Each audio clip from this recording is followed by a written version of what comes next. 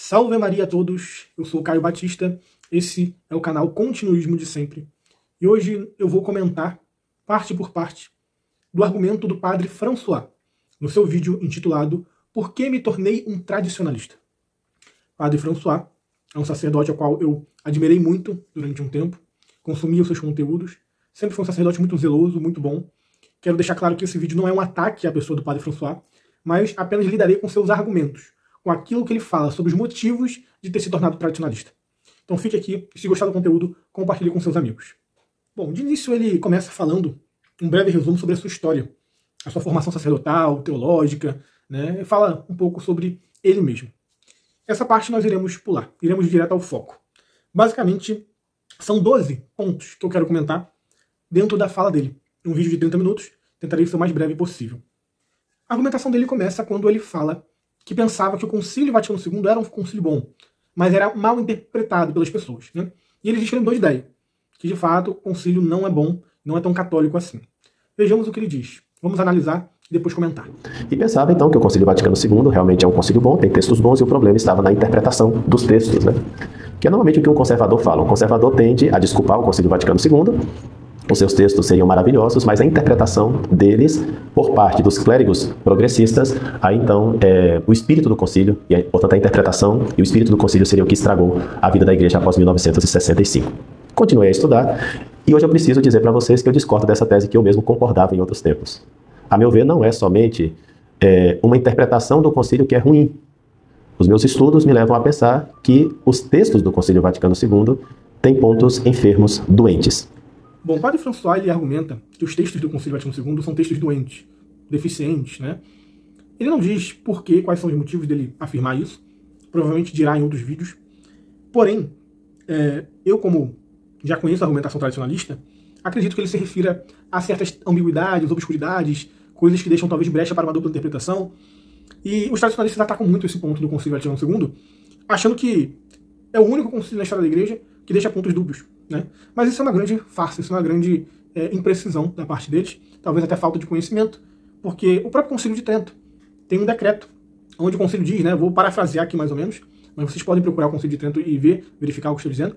Tem um decreto no final do concílio, onde se diz que as partes ambíguas, obscuras, imprecisas do concílio, que deem margem talvez a interpretações equivocadas, que não devem ser e não podem ser interpretadas por qualquer pessoa, mas devem ser submetidas à interpretação da Sé Apostólica. O Concílio de Trento, que os tradicionalistas adoram propagar e defender e dizer que foi um concílio maravilhoso na história da igreja. E de fato foi. Porém, como qualquer outro concílio, há imprecisões. E como nós devemos entender um concílio, ou um documento, uma bula, uma encíclica de algum papa, devemos entender à luz daquilo que a igreja sempre ensinou antes e daquilo que os pontificados que o sucederam também ensinaram. Então, você entende uma bula de um papa através do pensamento íntegro daquele papa. Não aquela bula isoladamente, ou uma frase isoladamente, mas todo o pontificado dele. Você entende o Concílio Ecumênico com base naquilo que os papas posteriores explicavam sobre ele. Nós entendemos muito do Concílio Vaticano II com base no que o próprio catecismo atual da Igreja Católica fala. Então, quem tem a honestidade de fazer uma busca sincera dos documentos da Igreja, do que os papas falavam, do que está no catecismo, consegue sem nenhuma dificuldade entender claramente qualquer ambiguidade, qualquer dúvida, qualquer obscuridade que possa haver em qualquer fala ou documento impreciso do Concílio Vaticano II. Mas eu, no meu apostolado, estou fazendo vários vídeos e publicações onde eu faço comentários específicos sobre cada um dos documentos e dos ensinamentos do Concílio Vaticano II, e deixando claro e evidente qual é a verdadeira interpretação do concílio, à luz daquilo que a igreja sempre ensinou e continua ensinando. À luz do que veio antes, mas não só do que veio antes, mas também do que veio depois. Vamos continuar a análise do vídeo. Ele segue fazendo críticas ao texto e à celebração da Missa Nova, também fala sobre a nova Vulgata, fala sobre o novo catecismo, e é até engraçado, mas ele também cita, né, os mistérios luminosos que foram acrescentados, como se isso fosse um grande problema, né? E vai falar, né, sobre a Missa Nova em si, que ela, de católica, tem pouca coisa, né? Ele foi até bonzinho aqui. O que os tradicionalistas falam, em geral, é algo muito pior, né? Vamos analisar aqui a fala do padre François. Cada vez mais a entender também porque que a missa instituída pelo Papa Paulo VI no ano 1969, a chamada Missa Nova, Novus Ordo, a missa que vocês assistem todos os domingos aí pelas paróquias afora, esta missa também tem um problema nos textos e na sua celebração. Sempre me desagradou um pouquinho também que a Bíblia passe por uma novidade, né? Nós tínhamos a Vulgata de São Jerônimo, isenta de erro, segundo o Concílio de Trento, e de repente nós temos a nova Vulgata, né? Nós tínhamos um catecismo romano completíssimo e de repente temos um novo catecismo. Nós tínhamos um terço, um rosário de 3 terços e a partir de 2002 o Papa João Paulo II coloca um rosário de 4 terços. Então assim, foram mudando muitas coisas na Igreja Católica, né? Uma missa nova, um rosário novo, um catecismo novo, uma Bíblia nova, uma nova concepção de sacerdócio, parece que uma nova concepção de missa. Tudo isso foi agitando bastante a minha consciência. E fui percebendo que a Igreja Católica, ela precisa realmente de uma restauração. Missa nova, catecismo novo, Bíblia nova, sacerdócio novo. É muito adjetivo novo, né? Nessa fala. Como se isso fosse uma nova missa, né? No sentido de aquela missa substancialmente deixou de existir, passou para uma nova missa inventada, né? É isso que eles falam geralmente, que foi uma missa inventada, uma missa protestantizada, etc. Critica o catecismo e critica a edição bíblica. Olha, é muito estranho esse tipo de argumentação, né? Inclusive ele fala também sobre o mistério do terço. Isso para mim são coisas muito banais, né? Não para mim, eu digo assim de forma católica mesmo. Porque quantas edições a Bíblia católica já não teve, né? Era Septuaginta, depois foi para a Vulgata, etc. E teve algumas reformas, novas tradições. Isso sempre foi comum na igreja. Quantos catecismos a igreja tem? É só para ter o catecismo de Trento, chega? E o catecismo de São Pio X, que foi posterior, que foi um resumo. Por que ele não criticou, então, esse novo catecismo? Porque por mais que o que São Pio X tenha feito é um resumo do catecismo de Trento, tem muita coisa no catecismo de São Pio X que não está no de Trento, né? Tem muita coisa que o próprio São Pio X desenvolve e aprofunda. Quem já leu os 3 catecismos, eu já os li inteiramente, sabe que em ambos os 3 catecismos há divergências, há coisas que um fala e outro não fala, e assim por diante. Coisas que são aprofundadas em um e não em outro e tal. Então, até São Pio X não poderia fazer novos catecismos, mas depois do Concílio Vaticano II não pode, né? Porque aí esse novo catecismo não presta. É muito estranho, né? E sobre as revelações privadas, né? Sobre o rosário, isso é o que eu acho mais cômico, para não dizer trágico, né? É uma crítica totalmente sem fundamento, porque a igreja e os fiéis sempre entenderam que é o magistério da igreja que legisla, que tem autoridade suprema para interpretar e se utilizar de qualquer aparição, revelação privada para o bem da igreja. Existem, inclusive aparições, né, que a igreja recebeu, acolheu e que algumas partes dessas aparições foram rejeitadas. Como, por exemplo, La Salete, né, os tradicionalistas usam muito aquele termo Roma perderá a fé. Porém, esse termo foi rejeitado, se eu não me engano, pelo Papa Pio XII, foi condenado antes do Concílio Vaticano II, né? Mas parece que a autoridade desse Papa antes do Concílio Vaticano II também não vale muito para eles, porque o importante é usar o termo que os favorece. E quem escolhe o que é bom, o que é útil para os fiéis dentro dessas devoções privadas é o Supremo Magistério da Igreja. Pode acrescentar e pode tirar aquilo que achar útil, né? A gente até entende as críticas que os tradicionalistas fazem a uma suposta mudança de doutrina, né? Que nunca aconteceu, mas vamos supor que de fato haja uma mudança de doutrina. É até válido você criticar isso, porque nunca pode haver mudança de doutrina, por mais que nunca tenha havido, né? Mas agora você criticar uma devoção privada que o Papa acrescentou mais orações, como se Deus falasse assim, né? Deus e Nossa Senhora falassem assim: opa, eu revelei o rosário de 3 mistérios. Acrescentou mais um, então vale. Deus, ele não aceita oração a mais, é isso? O rosário, ele ficou mais imperfeito, ele ficou pior, porque você meditou mais mistérios sobre a vida de Cristo. Mas o rosário não é exatamente para isso. Para meditarmos a vida de Cristo, e quanto mais melhor. Eu nunca vi o absurdo de pessoas criticarem quem reza mais do que deveria. Se Nossa Senhora instituiu e revelou um rosário de 3 mistérios, né, ou 3 terços, ótimo. Agora, se o Santo Padre, o Papa, Supremo Pastor da Igreja, quis acrescentar mais um para a edificação dos fiéis, isso não pode. Isso é abuso, isso né, novidade. Gente, como se Deus rejeitasse a oração, como se Deus não aceitasse que nós rezemos e meditemos mais sobre a vida de Cristo. Isso é um absurdo, isso é algo ridículo, né? Com todo respeito à figura do sacerdote François, é ridícula essa argumentação, é ridícula essa crítica, é sem fundamento e embasamento algum, né? Então, tudo que ele critica, né, sobre a missa, a reforma litúrgica, que inclusive o Concílio de Trento também houve uma reforma litúrgica é algo que acontece sempre na igreja, novo catecismo, que também não é o primeiro, né? São Pio X também é um catecismo à parte, sobre a missa, né, a reforma, o catecismo, as revelações privadas, tudo que ele critica, agora depois do Concílio Vaticano II, já houve de alguma forma algo análogo ou parecido antes do Concílio. Mas ele não critica essas intervenções de Roma na missa, né, nas revelações privadas, né, no catecismo, antes do Concílio, ele não critica. Parece que a igreja ela tinha uma autoridade suprema antes do Concílio. Mas depois do Concílio, tudo que ela fizer de novo, ou acrescentar, ou melhorar, ou evoluir, ou desenvolver, não pode. É engraçado essa obediência seletiva, né? O que veio antes, eu aceito. Independentemente se foi alterado, mudado, melhorado, eu aceito. O que vem depois, não. Por quê? Porque não é do meu gosto. É o catolicismo seletivo, é o catolicismo self-service, né? Eu escolho aquilo que eu gosto e rejeito aquilo que eu não gosto. Bom, vamos para a próxima. Um bispo, para ser mais exato, um arcebispo, chamado Marcel Lefebvre, que junto com outros 200 bispos, entre os quais um brasileiro, Dom Antônio de Castro Maia, já dentro do concílio, através do Cetos Internationalis, um grupo de bispos tradicionais que estavam com medo do que estava por vir no e dentro e depois do Concílio Vaticano II, já fizeram uma série de iniciativas para ver se combatiam os males que viriam depois do concílio, em e depois do concílio. Esse bispo, Dom Marcel Lefebvre, foi uma pessoa que teve coragem de levantar a voz quando poucas pessoas tinham coragem. E ele acabou sendo quase que uma pessoa quase que solitária em meio a tudo isso, né? Ele continua, né, falando aí sobre Lefebvre, né? Ele começa a falar sobre Marcel Lefebvre, né? E ele fala que Marcel Lefebvre foi um grande herói da fé, né? Aqui parafraseando mais ou menos o que ele disse, e que foi aquele que combateu os erros do concílio. Ele cita aqui também Dom Antônio de Castro Maia, um bispo brasileiro.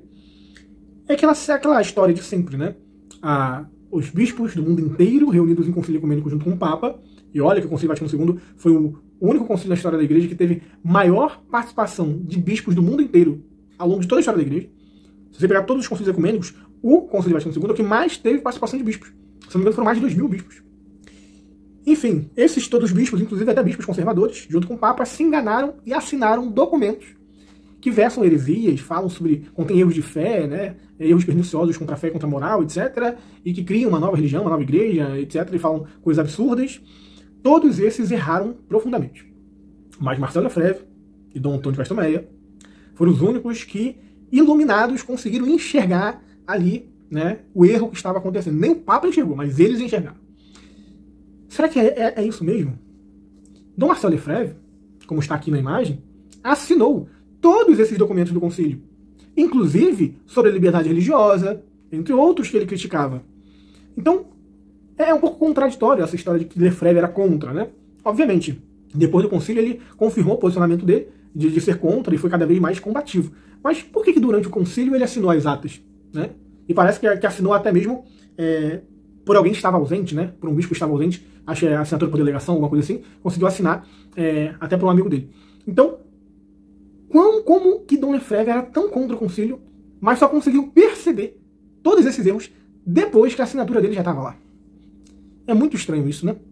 Ele é tão um herói que salvou a igreja do modernismo, mas assinou ali concordando, aprovando, como bispo, participante do concílio, aqueles documentos que posteriormente ele chamaria de heréticos. Então, fica o questionamento. Será que nem ele mesmo tinha certeza da própria opinião?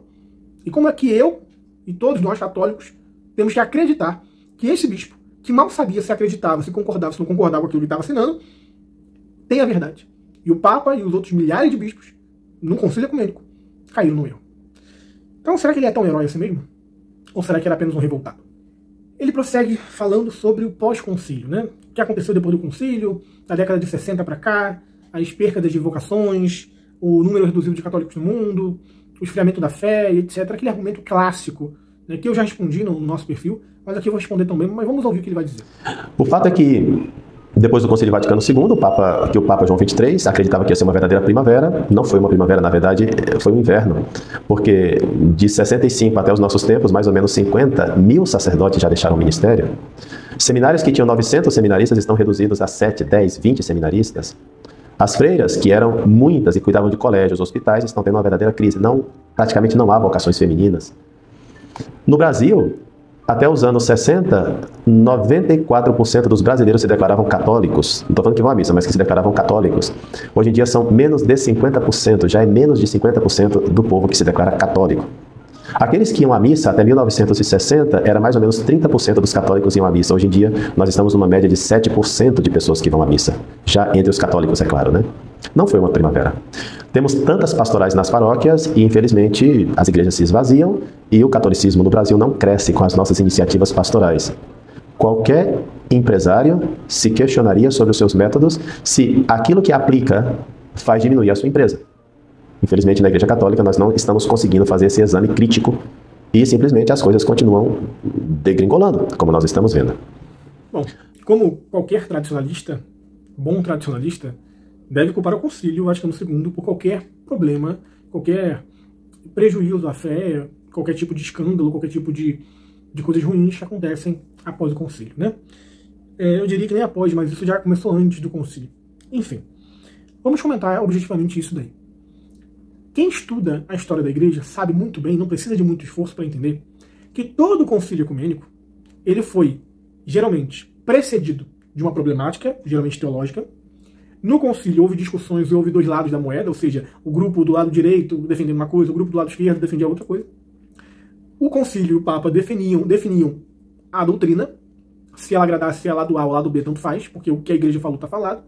E após as decisões, haviam rachas, cismas, divisões e diversos tipos de crises. Cada concílio ecumênico, ou ele foi feito em um ambiente de crise, ou ele, logo após ter terminado, consequentemente ocasionou um ambiente de crise. Isso é natural de qualquer concílio ecumênico. Começando lá pela primeira crise da igreja, que podemos dizer que foi a crise judaizante, que demandou a intervenção de São Pedro, nosso primeiro Papa, no concílio de Jerusalém, onde São Pedro e os apóstolos definiram que não iriam impor aos gentios cristãos o encargo de guardar a lei para a sua salvação.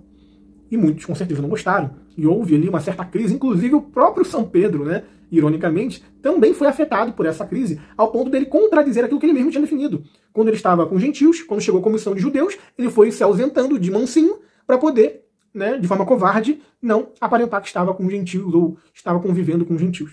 E Paulo repreende severamente. Então a gente vê aqui Pedro como Papa, tendo uma atitude, né, de Papa, infalível, ensinando a toda a igreja, e ele mesmo, dentro da sua vida pessoal, contradizendo aquilo que ele próprio tinha definido na prática, né, e sendo repreendido. Então até São Pedro passou por uma crise, né, nesse sentido. E todos os concílios ecumênicos da igreja também. Agora, culpar o concílio Vaticano II pela crise de fé, crise vocacional, etc., é um pouco injusto, ou diria até desonesto. Porque tem aquela célebre frase, né, da crise ariana, que a gente dormiu e acordou, os bispos do mundo inteiro eram arianos, né? Claro que é uma hipérbole, mas isso quer dizer que grande parte do episcopado católico se tornou herético ariano, né? Que a crise vocacional maior do que essa, né? Grande parte do episcopado, sucessores dos apóstolos, sendo heréticos.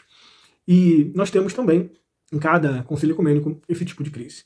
Agora, sobre a crise de fé especificamente, eu acho que falta um pouco de compreensão das Sagradas Escrituras. Porque a própria Sagrada Escritura diz que nos últimos tempos a fé e o amor iriam se esfriar.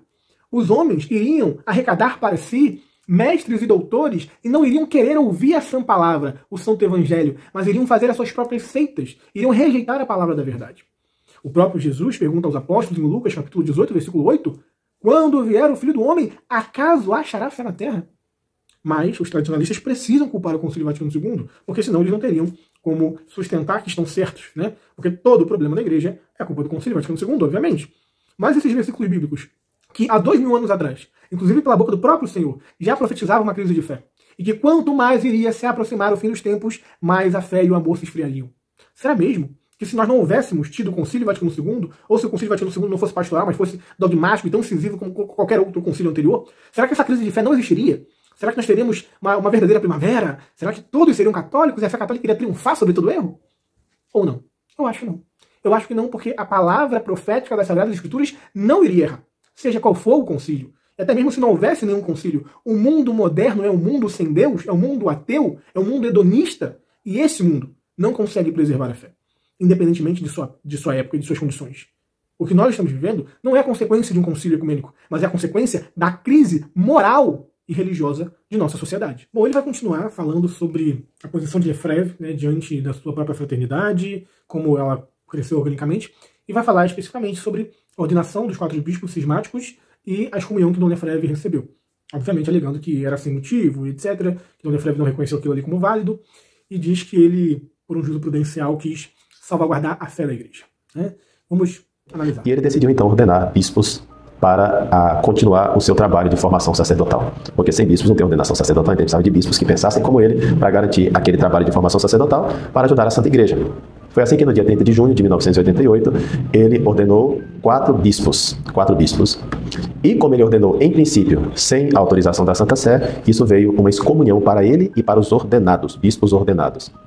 Essa excomunhão ele também considerou inválida, tanto no caso dele como no caso dos ordenados, uma vez que ele estava fazendo uma operação de salvaguardar a fé católica. E ele julgou que aquilo não tinha nenhum delito, consequentemente não tinha nenhuma pena. Apesar do Papa João Paulo II declarar essa excomunhão, ele seguiu a vida nessas relações com o Vaticano. Sempre que o Vaticano o chamava para conversar, ele ia lá e se explicava. Então sempre teve essas relações com o Vaticano, porém relações tensas, difíceis, né? Dom Marcelo Lefebvre morre ele mesmo no ano 1991. Nessa situação e nessas relações tensas com o Vaticano. Olha, Esse argumento, para mim, é um dos argumentos mais furados que os tradicionalistas usam a favor de Lefebvre, né? O estado de necessidade. Nós temos até um vídeo já no nosso perfil, no nosso canal, sobre isso. A excomunhão de Dom Lefebvre foi inválida, foi injusta. Depois vocês dão uma olhadinha lá. Mas basicamente é o seguinte. Ele afirma, o padre François afirma que Dom Lefebvre, por um juízo prudencial, achando que a igreja estava, de fato, ali num colapso, e que ele precisava fazer alguma coisa para não deixar a igreja ruir de vez e conservar a fé, ele precisava ordenar os 4 bispos, porque essa era a consciência dele diante de Nosso Senhor. Que argumento furado. Que argumento mais furado. Olha, acaso Nosso Senhor ele chegou para Dom Lefebvre e falou: Dom Lefebvre, em tuas mãos eu confio a chave do reino dos céus. O que ligares na terra será ligado no céu, o que desligares na terra será desligado no céu. E quando tu te converteres, confirma aos teus irmãos. E foi a ele que Nosso Senhor deu jurisdição universal sobre toda a igreja? Foi a ele que Nosso Senhor encarregou de proteger a fé e salvaguardar a tradição? Foi ele? Ou foi o São Pedro e os seus sucessores? Aqui eu vejo que há um erro teológico, para não dizer heresia, de tirar da mão do Papa as chaves e botar na mão de Dom Lefebvre. De tirar o munus de confirmar a fé do Santo Padre, que foi dado por instituição divina, e dar na mão de um bispo particular. Ora, tudo bem, não negamos que Dom Lefebvre seguiu a sua consciência, mas uma consciência que diz que esse tipo de ação é boa, reta, justa e agradável a Deus, é uma consciência, no mínimo, muito mal formada. Ou que, pelo menos, já se desviou da fé há muito tempo. Então, vamos supor que, de fato, Dom Lefebvre tenha tido uma boa consciência ao fazer isso. Isso anula o fato de que ele foi frontalmente contra a autoridade instituída por Cristo nessa terra, a qual essa autoridade tinha única e exclusivamente a competência de discernir se era necessário esse tipo de ordenação ou não. E quem devia preservar a fé? É Dom Lefebvre ou é Roma? E aqui nós entramos num dilema. Se nós dizemos que Dom Lefebvre deveria preservar a fé porque Roma não preservou mais, Jesus mentiu e abandonou a sua igreja. Mas se dissemos que Roma deveria preservar a fé e a ela compete esse juízo prudencial e não a um bispo particular, então nós chegamos à conclusão que Dom Lefebvre foi, no mínimo, imprudente e, sabendo da pena que ele receberia, assumiu conscientemente o risco de ser excomungado. E isso torna a sua excomunhão não só válida, como justíssima. E o que é mais triste ainda, a sua falta de arrependimento, que o levou a morrer nesse estado. Pelo menos até onde nós sabemos, não houve reconciliação. Eu não estou aqui julgando a consciência de Dom Lefebvre. Não vou fazer como os tradicionalistas, que adoram julgar não só as ações, mas as intenções dos papas. Eu não julgo as intenções de Dom Lefebvre, mas as suas ações são julgáveis. E as suas ações foram frontalmente contrárias à instituição de Cristo, que confiou a Pedro, e não a ele, as chaves da igreja e do reino do céu. Agora vai vir uma parte muito interessante desse vídeo, porque os tradicionalistas costumam comparar Dom Lefebvre com Santo Atanásio, né? Mas parece que isso está tão feio, mas tão feio que estão mudando já o argumento. Agora a comparação é com Santa Joana d'Arc, né? Vamos ver essa fala. No momento eu pensei que Dom Marcelo Lefebvre seria uma pessoa, um desobediente, um cismático, qualquer coisa do tipo, né? Eu também não tinha todas as informações e pensava isso. Só que estudando melhor, lendo melhor, indo atrás das coisas, eu percebi que não. Assim como Santa Joana d'Arc morreu condenada por um tribunal da Igreja Católica e hoje é Santa Joana d'Arc, penso que Dom Marcelo Lefebvre, com toda essa situação nas costas, um dia será São Marcelo Lefebvre. Essa comparação com Santa Joana d'Arc ela é um tanto quanto curiosa, né? Porque, de fato, Santa Joana d'Arc foi excomungada, foi condenada por heresia, foi morta por um tribunal de inquisição da Inglaterra, de um bispo particular, né? Só que é interessante que a comparação não é muito legal, não se encaixa muito bem. Porque nós sabemos que o tribunal de inquisição de algum lugar específico, né, submetido a uma diocese, a um bispo específico, tem jurisdição local, porém não aplicação universal, e muito menos assistência infalível. Não se trata de um ato oficial do magistério da igreja, mas é algo que se trata de um ato administrativo daquela região com interesses políticos que envolviam aquele caso. E Santa Joana d'Arc, posteriormente, em 1456, foi reabilitada pelo Papa Calixto III. Aí sim, uma reabilitação jurídica universal do sucessor de Pedro. Então, olha só, vamos fazer uma comparação bacana aqui, né? De um lado, um bispo que age no seu próprio nome, abusando de sua pretensa autoridade para condenar uma santa. De outro, o Santo Padre, o sucessor de Pedro, usando o seu munus infalível, canonizando essa santa, reabilitando ela, dizendo que ela foi uma mártir, invalidando qualquer tipo de julgamento que ela teve. Você vai ficar do lado do bispo ou do Papa? Do Papa, né? Agora eu vou te dar um outro exemplo. De um lado, um bispo da igreja que, usando de uma pretensa autoridade, fazendo um pretenso juízo prudencial, faz ordenações que foram não só impugnadas anteriormente pelo Papa, mas estavam no cânon da Igreja, que era excomunhão automática. O Papa pediu para não fazer, aquele bispo achando-se o salvador da pátria, confiando na sua opinião, fez num ato de desobediência. O Papa, posteriormente, formalizou a sua excomunhão e disse que aquele ato foi um ato cismático. Você fica com o bispo ou com o Papa? Bom, é interessante como os tradicionalistas são seletivos nessa obediência. De um lado, usam o exemplo de uma santa que foi condenada por um bispo, que tomou uma decisão imprudente, e que ele achava na sua consciência que estava agindo corretamente, né? Parecido com o caso de Dona Freve, que tinha um juízo prudencial. E de outro lado, eles acham que a atitude do Papa Calixto III foi correta. Concordam, estão unidos ao Papa Calixto III, na reabilitação de Joana d'Arc.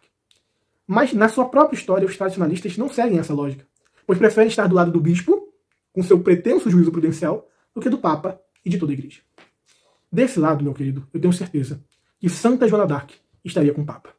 Se o Papa acertou no julgamento de Santa Joana d'Arc e o bispo errou, por que é que o Papa, não só um, mas vários, após o Concílio Vaticano II, erraram e só um bispo, com um pretenso juízo prudencial, acertou?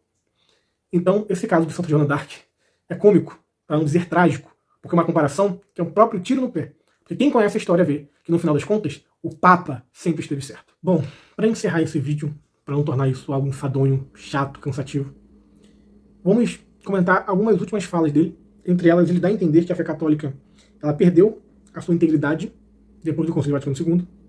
Ele afirma que a restauração da Igreja Católica virá pelos grupos tradicionalistas, que um dia a Igreja vai reconhecer que Dom Marcelo Lefebvre é um santo e que todo esse grupo tradicionalista estava certo e eles salvaram a Igreja e manteram a fé inteira.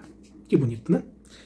E por último, ele deixa bem claro que não obedece à Igreja cegamente, mas só pode obedecer à Igreja quando ela está na verdade e na doutrina dos apóstolos. Vamos dar uma olhada. No momento, ainda cabe a nós esperar quais serão os próximos capítulos dessa restauração da fé católica. E, no entanto, penso que devo fazer aquilo que Deus Nosso Senhor me pede.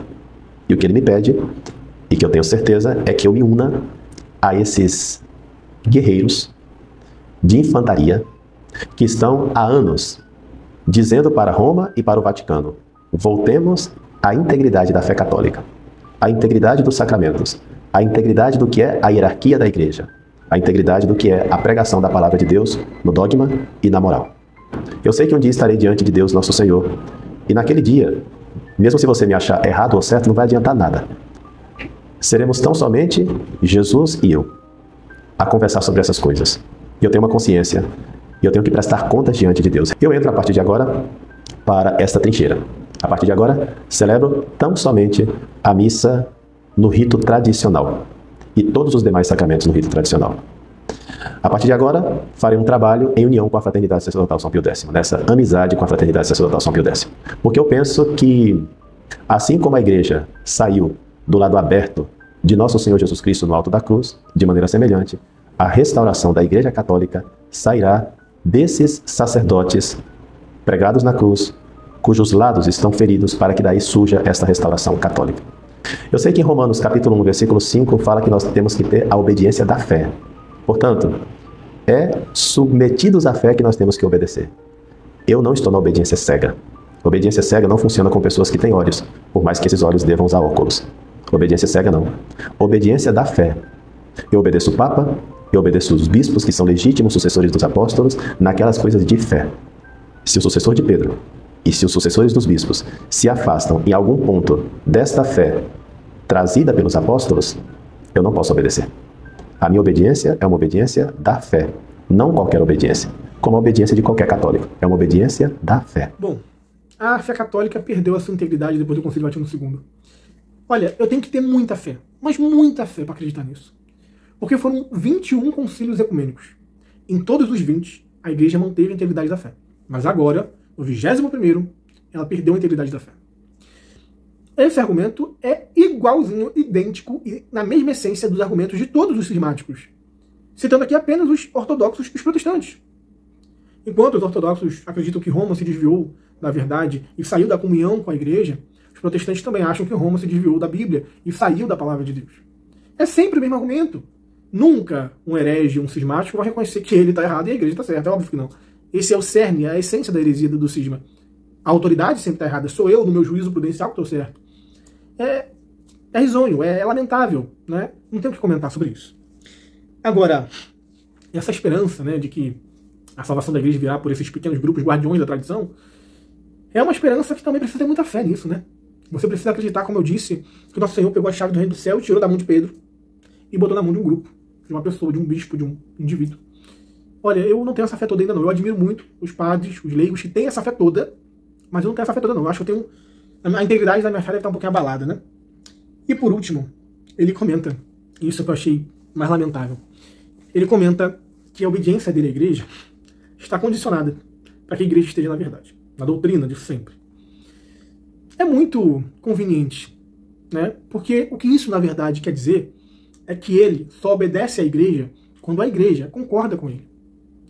Porque o que disseram os santos, como, né, Santa Teresa, prefiro errar com a igreja do que acertar sem ela, ou São Inácio de Loyola, né, que ele diz que o branco que eu vejo acredito ser negro, se assim o juízo da igreja me disser ou determinar. Então, assim, é óbvio que nós não erramos com a igreja. Isso é uma hipérbole, né? A igreja sempre acerta. Ela acertou durante 20 séculos. Ela acertou durante 20 concílios ecumênicos. E não é agora que alguns alecrins dourados vão dizer que a igreja errou, ela está errada e eu estou com a verdade, eu estou certo. Tem que ter muita fé. Ou melhor, fé não. Tem que ter muita prepotência para acreditar num negócio desse. E, no final das contas, é sempre isso, né? O orgulho, a vaidade, o ego, que diz sempre que eu estou certo, a minha opinião, é minha vontade, é o que eu quero, é o que eu gosto, e não o que a autoridade determina. Os santos sempre foram muito amantes da obediência cega, como a história daquele santo que, por ordem de um superior, começou a regar um galho seco. Vai lá, rega aquele galho todos os dias. Nem questionou, foi lá e regou. Um dia, por um milagre, aquele galho floresceu. Então, Nosso Senhor disse: quem vos ouve, a mim me ouve, quem vos rejeita, a mim me rejeita. A reflexão que eu quero fazer com vocês nesse momento, uma reflexão sincera, eu quero que você se ponha diante de Deus nesse momento. Se ponha diante do Nosso Senhor e pense o seguinte: você morreu. Você está diante do seu juiz, do amoroso, do misericordioso juiz. Aquele que quer a salvação da tua alma mais do que qualquer um, mais do que você mesmo. E diante desse juiz, ele te pergunta: tu ouvistes a minha voz? E você diz: quando, Senhor? Quando ouvistes a tua voz? Sempre que ouvistes os meus ministros, a mim me ouvistes. Não, Senhor. Os teus ministros estavam ensinando erros, heresias, estavam rompendo com a tradição. Como que eu vou seguir esses ministros? Sempre que ouvistes os meus ministros, a mim me ouvistes. Você acha que a sua sentença será favorável diante do juiz? Eu acho que não. Agora você pensa o contrário. Você está diante do juiz de novo. Porém, mesmo cheio de dúvidas, de incertezas, diante de toda essa crise que a igreja passa, diante de um grupo de um lado, de outro grupo de outro lado, um dizendo uma coisa, outro dizendo outra, e você abre mão de todas as suas convicções e diz: eu seguirei a igreja até o fim, mesmo que isso custe eu contrariar minha própria vontade, e até mesmo contra a minha suposta consciência, o juízo prudencial da minha alma. E você está diante do juiz. E ele pergunta: ouvistes a minha voz? E tu respondes: sim, Senhor. Sempre que a igreja falou, ensinou, se pronunciou, se reuniu e definiu algo, sempre eu escutei a igreja, até naqueles momentos que eu fui contrariado. Sabe o que você vai ouvir? Muito bom. Servo feliz, servo fiel, bem-aventurado, vinde para o reino do meu Pai. E aqui, eu não estou dizendo que os ministros sempre acertam, que o Papa é indefectível como pessoa privada, que nunca pode cometer um erro ou outro, ou que sempre os superiores às autoridades vão dar ordens justas. Não. Mas a quem tem autoridade será julgado dentro das suas responsabilidades. Quem não tem autoridade será julgado dentro das suas obrigações. Deus não vai condenar alguém porque ouviu a tua voz que disse: quem vos ouve a mim me ouve, quem vos rejeita a mim me rejeita. E se você, por algum acaso, seguir a igreja, seguir o teu bispo, seguir o teu pároco, seguir o santo padre em alguma coisa que não estava de acordo com a vontade de Deus, eu tenho certeza que você não irá nem para o purgatório por esse erro. Mas aqueles que te conduziram ao erro irão pagar severamente. Porque, como diz o próprio apóstolo, quem almeja o episcopado, grande coisa almeja. Mas será cobrado muito mais severamente, porque tem o ofício de ensinar e de conduzir as almas. Você nunca poderá se perder ouvindo os ministros de Cristo. Mas eles sim poderão se perder se te conduzirem para o erro. Então, meu amigo, minha amiga, nunca desista. Nunca duvide que a obediência à igreja é o caminho mais seguro. Ficamos por aqui.